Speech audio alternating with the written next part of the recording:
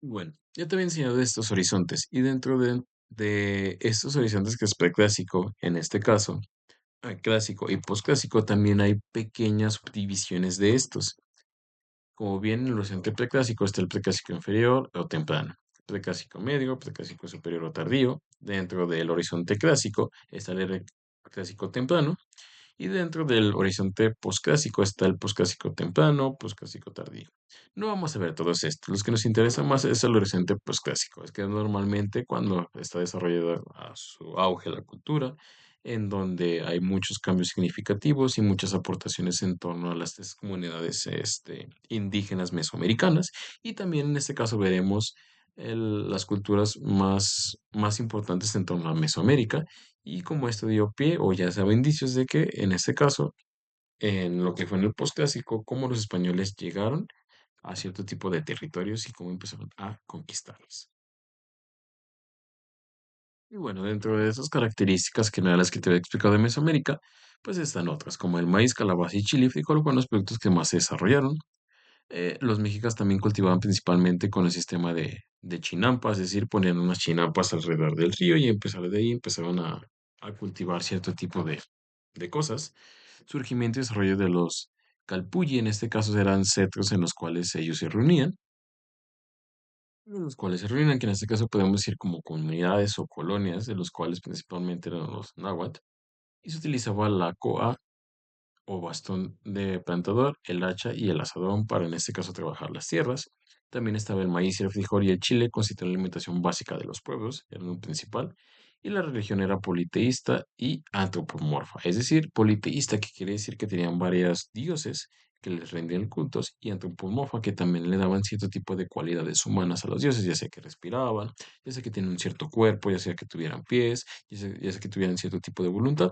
Es decir, realmente los indígenas tenían muchas cosas importantes y una de las cosas era de esos sus centros ceremoniales, los ritos que se rendían y que también creían en dioses y sobre todo que a esto les daban aspectos humanos.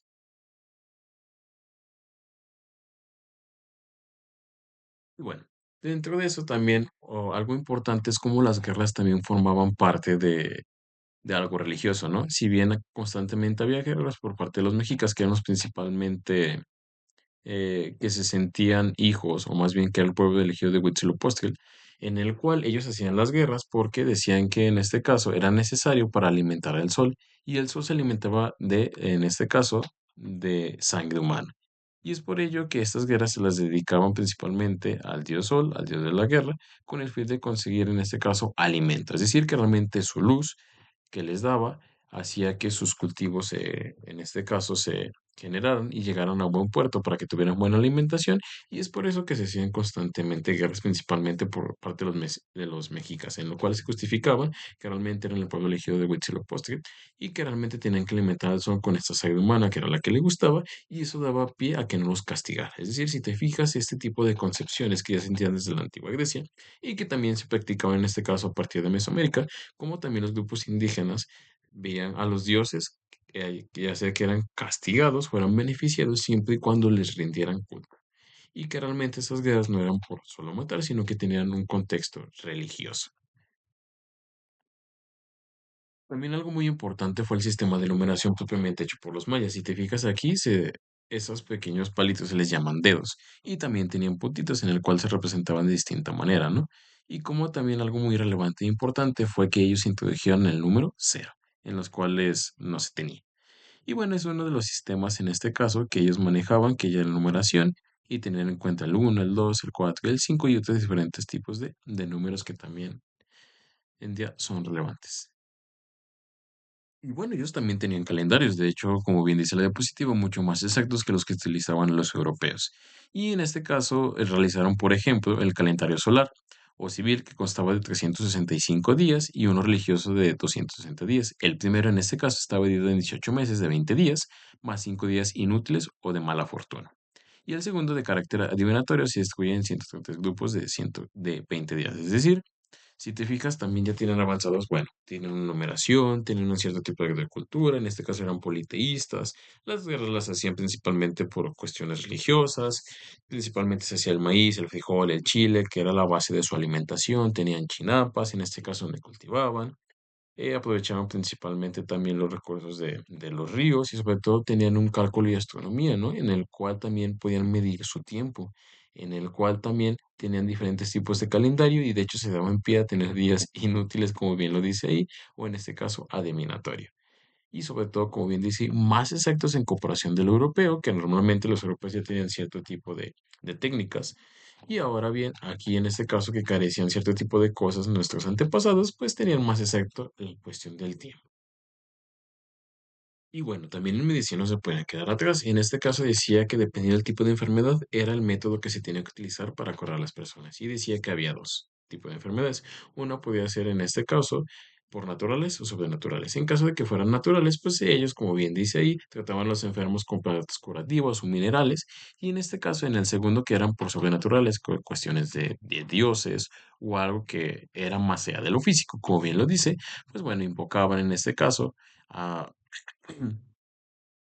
a prácticas de hechicería, ¿no? Que normalmente conocemos. Aunque también dice ahí, dice lo siguiente, dice, los médicos mexicas efectuaban invocaciones y gestos mágicos, empleaban plantas, perdón, y minerales, trataban las fracturas aplicando tra- tablillas sobre los miembros rotos, sangraban hábilmente a los enfermos con llagas de navajas de obsidiana y colocaban ungüentos, fomentaban y preparaban minerales sobre las partes inflamadas y obsidiana moldida sobre las heridas, es decir, utilizaban cierto tipo de prácticas acorde a la enfermedad. Y si te ves ahí también es algo muy interesante, ¿no? No cualquier enfermedad la trataban mediante la hechicería, sino que ellos veían, bueno, esto pasa a partir de aquello y tenemos que hacer esta práctica. Ahora bien, tienes, no sé, un pie roto o tienes cierto tipo de una herida grave, hay que ponerle estos ungüentos, hay que tomar esta planta para que se evite el dolor. Es decir, no estaban perdidos en cuestión de utilizar lo que tenían a su alrededor, que eran principalmente plantas o hacer ungüentos, para que en este caso el cuerpo se cure. Y eso también nos deja ver un gran avance que ellos tenían en cuestión de la medicina, sobre todo siguen haciendo sus ritos ceremoniales, o en este caso siguen creyendo a partir de que los dioses los siguen castigando, pero creo que un avance también importante es esto, ¿no? Como también los indígenas en tanto la astronomía, en tanto a la medicina, utilizaban plantas medicinales que a lo mejor hoy en día se siguen utilizando para crear medicamentos. Y bueno, una de las culturas dentro de Mesoamérica, como bien lo vimos, son los olmecas, en los cuales se ubicaban principalmente en Tabasco, San Lorenzo, perdón, Lorenzo, tres zapotes y en Veracruz. Y en este caso, pues bueno, su distribución económica viene siendo diferente en esos grupos. Y principalmente estaba organizado, como bien lo dice ahí, en agricultores que se dedicaban al maíz, frijol, calabaza y otros productos básicos. Pero también en este caso estaban los artesanos, que eran los artistas, constructores y comerciantes, quienes producían bienes especializados. Y también teníamos en este caso a los dirigentes o sacerdotes, en el cual combinaban funciones religiosas y administrativas porque controlaban tanto la vida espiritual como la situación religiosa. Aquí también algo muy importante es que eran principalmente los sacerdotes, eran los que se encargaban de dirigir las comunidades, porque si es sacerdote, pues tenía esta comunicación con los dioses, sabía lo que tenían, qué tributos que tenían que hacer, la manera en cómo en contentar o no hacer enojar a los dioses para saber cómo llevar al pueblo, ¿no? Y si el pueblo lo llevaban bien, se les daba un cierto tipo de actividades a desarrollar y esto tenía contento a los dioses. También algo muy importante a destacar en torno a las culturas, en este caso, indígenas. Y bueno, en este caso también los olmecas pues hicieron centros ceremoniales monumentales como pirámides de tierra, plazas y estructuras, aunque normalmente se le conoce por sus cabezas, en este caso de piedra que las podemos ver aquí. Son uno de los monumentos principales y figuras que ellos hicieron principalmente y que siguen siendo recordados por esas cabezas olmecas.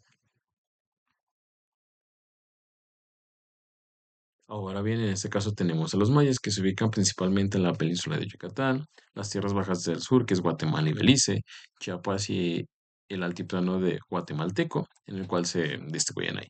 Y bueno, como ya hemos visto en astronomía y matemáticas, desarrollaron un avanzado conocimiento de astronomía, en el cual podían hacer observatorios de calendarios precisos y sobre todo también de los números que vimos que es el cero y los dedos o los puntitos que ellos tenían. También utilizaban una serie de escritura que eran los geográficos para registrar hechos históricos, religiosos y administrativos. Es decir, que ellos tenían su estilo de escritura, pero lo que más se les reconoce en este caso es por su astronomía y las matemáticas que ellos desarrollaban. Y bueno, dentro de su arquitectura nos dejaron pues muchos monumentos realmente destacables y en este caso pudieron impresionar como ciudades como pirámides, templos, palacios y observatorios. Ejemplos notables son como Tikal, Palenque, Uxmal y Chichén Itzá, que hoy en día siguen siendo visitados y siguen en este caso eh, visitados y siguen siendo observados por parte de nuestros contemporáneos para, en este caso, notar todo lo magnífico que ellos hacían, ¿no? Cómo partir sin tecnología, sin, en este caso, maquinarias de tecnología pesado, pueden hacer ese tipo de centros ceremoniales que hoy en día siguen siendo como culto y patrimonio de la humanidad y que realmente dieron pie a majestuosos palacios, ¿no? Como los podemos ver o como lo puedes ver en la imagen. Y bueno, dentro de su religión aquí tenemos varios. Aquí tenemos la deidad, el dominio, es decir, qué cargo tenía ese dios, si era muy importante o no, qué controlaba, la descripción, cómo era y sobre todo su representación, cómo era, si tenía características físicas, si tenía características en este caso no físicas o cómo era característicamente. Y bueno, uno de ellos, el que podemos ver es Hunakku. En este caso así se llama la deidad y su dominio es Dios Supremo, que era el que dominaba a todos los demás.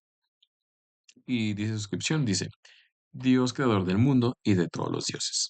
Fundamental en la cosmología maya, aunque no tenía templos ni estatuas dedicadas. Y representación no tiene representación específica, es decir, no tiene como tal características propias con las cuales los pueden identificar. También está el Itzamá, que en este caso controla el cielo, noche, Dios y sabiduría, y en el cual Dios del cielo, la noche y el día, así como de la sabiduría, la escritura y la medicina, y es un anciano bueno, con un tocado de serpiente. También está el Chak, lluvia y truenos, que él controlaba, dios de la lluvia y los truenos, crucial para la agricultura y la fertilidad de la tierra, y figura con una hacha de piedra en el mar. Y si te fijas, cada uno domina cierto tipo de aspecto de la naturaleza que ellos todavía no podían explicar, o más bien no explicaban. Y si te fijas en este caso, bueno, el origen del mundo, cosmología a partir de Junapo. Y en este caso, ¿cómo explicamos el cielo, la noche, la sabiduría, la lluvia, los truenos, el viento, tormentas, la muerte, inframundo, luna, amor, fertilidad, sol, el de la agricultura, naturaleza y mercados de cacao, si te fijas, cada uno son de esos aspectos o actividades que ellos desarrollaban y que realmente pensaban que eh, tenían que ser controlados por una deidad para que realmente les fuera bien. Y es algo que se liga, ¿no? Como es visto a lo largo de la historia. Cómo este tipo de contextos, este tipo de causas y consecuencias hace que surjan cierto tipo de divinidades, que hace que expliquen cierto tipo de acontecimientos y hace que se hagan cierto tipo de actividades, ¿no? Y es por eso que ellos rendían al culto, ellos por eso les hacían centros ceremoniales, ellos, como bien dijimos, de los mexicas, que en este caso era el pueblo elegido por Huitzilopochtli, cómo ellos desarrollaron ese tipo de guerra como un culto, algo religioso, ¿no? No matar por matar, que a lo mejor sí se puede ver así, pero ya en este plan en el cual nosotros estamos desenvolviendo, vemos que eso tiene un trasfondo cultural, religioso y sobre todo que ayuda al sector económico, porque en el cual se va a desarrollar cierto tipo eh, de bienes en el cual ellos pueden sobrevivir. Y así cada uno de ellos, ¿no? Creo que es algo muy importante que tenemos que notar, que en este caso el dominio en el cual dominaba cada dios era algo relevante para la cultura en cuestión. Y cada uno tenía diferentes tipos de finalidades y cada uno tenía diferente tipo de estructura. Es decir, como bien lo recuerdan, le daban características humanas en este caso, a sus dioses. Y bueno, para terminar, en este caso estaban los mexicas. Como hemos visto, no vimos todas las culturas que estaban en Mesoasis América, sino que realmente vimos como las más destacadas, las más importantes, son las que trajeron mayormente cambios, mm, muy significativos dentro de esta cultura.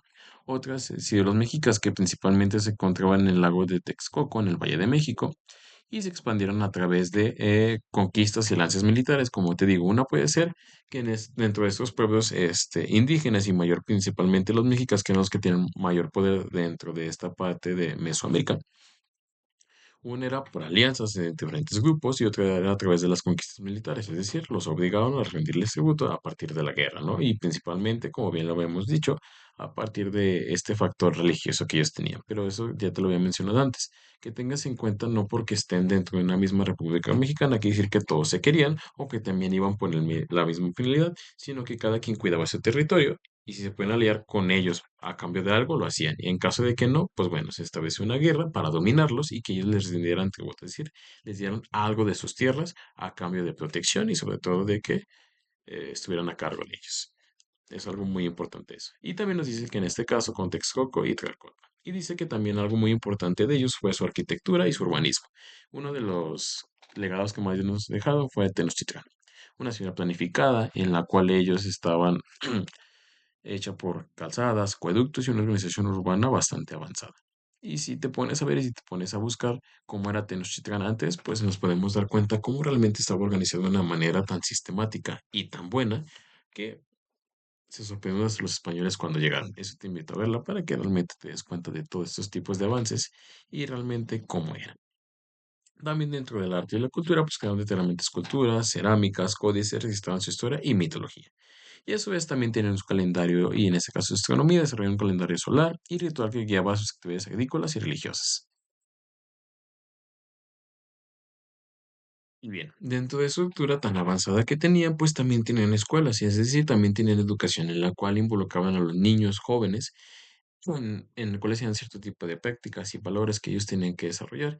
Y sobre todo, como bien dice ahí, eh, el, el culto a la verdad, obediencia completa a los superiores y resistencia al dolor, con- condenaba la presunción, la soberbia, la descortesía, la embriaguez y la rebeldía. Y a su vez también tenían cierto tipo de instituciones educativas, en este caso, como era el Calmecac, en el cual era un instituto destinado a los nobles, se formaban los sacerdotes, funcionarios, altos jefes militares, solo existía un Calmec en el que impartían educación militar. Se practicaba la escritura y se estudiaba medicina, astronomía, cronología, historia y geografía local, entre otras materias. El Cuicalco era una escuela de danza y canto que asistían mujeres y varones. Si te fijas, cada uno en este caso a partir de los aztecas tenían ciertas estructuras y escuelas que también impartían educación acorde a lo que ellos necesitaban y acorde a los valores y principios y cada uno en diferentes actividades que esto hacían que enriqueciera más la cultura, en este caso azteca.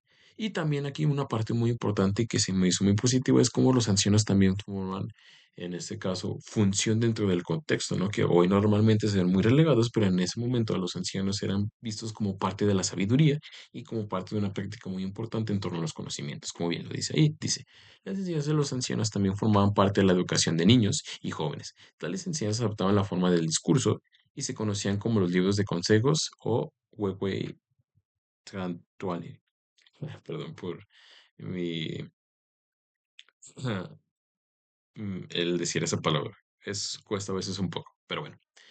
Si te fijas aquí también toma en cuenta, bueno, primeramente que tienen un sistema de educación en el cual se desempeñaba en diferentes tipos de áreas y en diferentes tipos de centros y cada uno enseñaba distintos tipos de materias o actividades, ya sea para sacerdotes, baile, enseñaban valores, a evitar cierto tipo de principios, ¿no? Como era la soberbia, la de cortesía y sobre todo siempre obedecer a sus mayores. Y otra de las partes muy importante en cómo los ancianos formaban parte de eso y se veía como aquel persona sabe de la cual te puede apoyar, de la cual te puede dar un discurso, te puede dar un consejo, del cual fueras tomando y que te ayudará a tu vida. Creo que es algo también muy importante y habla sobre la majestuosidad que tenían los aztecas, ¿no? Cómo realmente tenían una estructura, tenían una escuela, tenían astronomía, tenían, es caso, un calendario, tenían una buena distribución dentro de Tenochtitlan y cada quien cumplía su rol. Y creo que es algo de los factores muy importantes. Ver principalmente que en esas distintas áreas, en Mesoamérica o América o América, cómo se fueron conformando los diferentes tipos de grupos y cómo fueron respondiendo a las necesidades en la región en la que vivían.